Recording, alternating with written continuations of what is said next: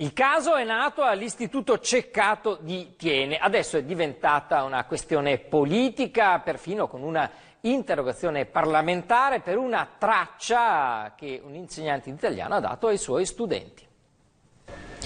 Un tema sui flussi migratori che ha creato scompiglio e non solo nelle sedi del Carroccio. La vera imputata è la traccia proposta durante un compito in classe da un insegnante di italiano. Traccia che recita: dopo aver preso in considerazione i dati sull'immigrazione in Italia e dopo aver letto l'articolo, scrivi un testo argomentativo in cui persuadi un tuo compagno leghista che il fenomeno migratorio non è un problema, bensì una risorsa.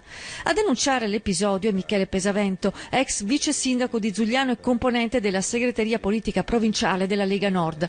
Giudico tale traccia offensiva e razzista, dice. Quell'insegnante di lettere ha trasformato l'aula in cui insegna in un pensatoio politico. Pesavento si rivolge al dirigente scolastico dell'istituto, invitandolo a vigilare perché, spiega, gli insegnanti hanno il compito di formare, non di trasformare le aule in tribune elettorali. È ovvio che io non lo condivido e farò gli interventi necessari sia verso l'insegnante sia se è necessario un chiarimento con la classe, senza dubbio ci sarà.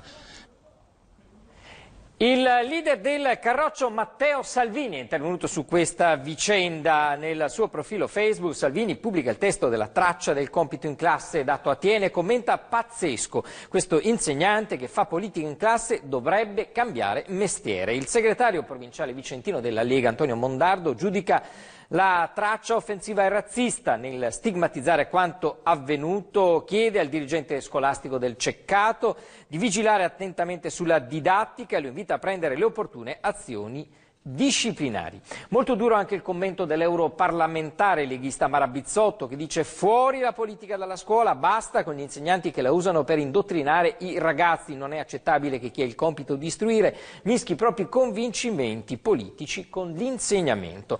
La senatrice leghista Erika Stefani porta il caso in Parlamento e in una interrogazione già predisposta chiederà al ministro Giannini di condannare l'operato dell'insegnante e di valutare possibili azioni disciplinari.